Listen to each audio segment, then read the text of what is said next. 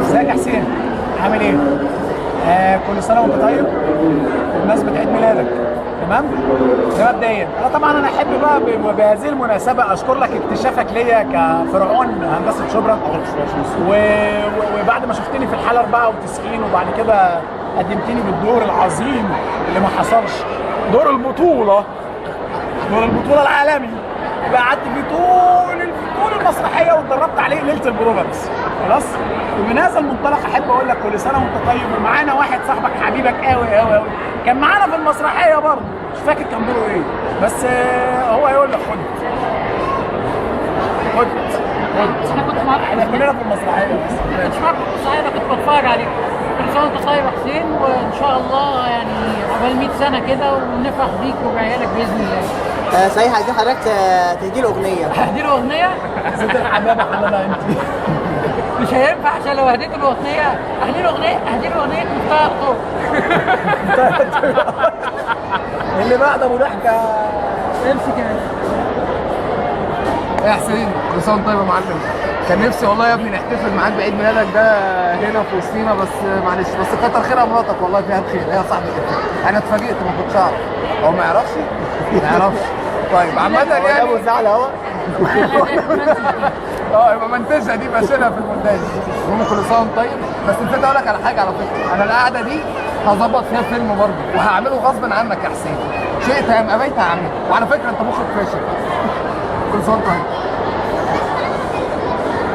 تاخد بقى الاخ الرابع حظابط.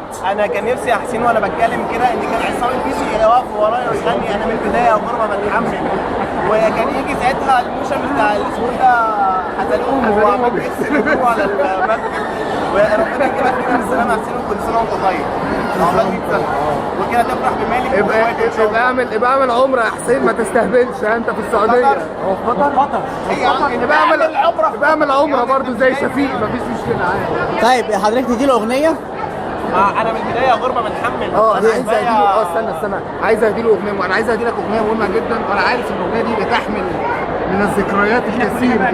كلنا جماعي ما هو هي الاغنيه اللي انا هقولها دي هي بتحمل الذكريات. طب يا اولاد اللذيذه، مش هقول انا كلمتي. يا عم اسمع، هتقول بس استنى بقى. الاغنيه دي بتحمل الذكريات الكثير منها. حسن اغنيه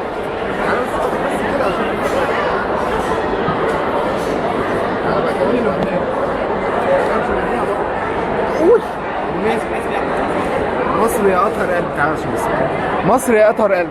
فاكرها ولا مش فاكرها؟ بتاعت فينالة المسرحيه بتاعت الحلقه 94. بتاعت عمر خيرت. هتغنوها مع بعض؟ لا نغنيها ايه بالظبط؟ مصر يا اطهر قلب. هي دي.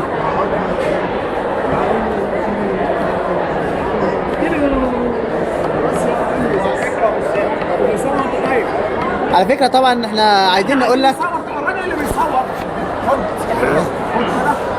هاي بس كده ايه في المكتب. هاي ازيك يا حسين وعامل ايه؟ وكل سنه وانت طيب طبعا، ونشوفك ان شاء الله على خير دايما. استنى بس وسلم لنا بقى على الاخوه القطريين وشيوخ قطر. ويعني وان شاء الله النصر لمصر والنادي الاهلي هيكسب وهيبقى 100 100 يا كابتن. قولوا له يا جدعان كلمه بمناسبه ماتش غانا. قولوا له كلمه بمناسبه غانا. بمناسبه غانا يا عبد الله. وانا من موقعي هذا كنت احب اقول لك يا ريتني كنت معاهم. ده نفسك تطلع قطر. بمناسبه غانا انا احب اقول لهم كلمه واحده جدا، اظن الرساله وصلت. النور قفل. يلا النور هيقفل عشان يطفي الشمع. طبعا نحب نوجه التحيه كلنا للسيده الفاضله صاحبه الفكره السيده غاده سيد المكناه بام مالك اللي هي مرات حضرتك يعني.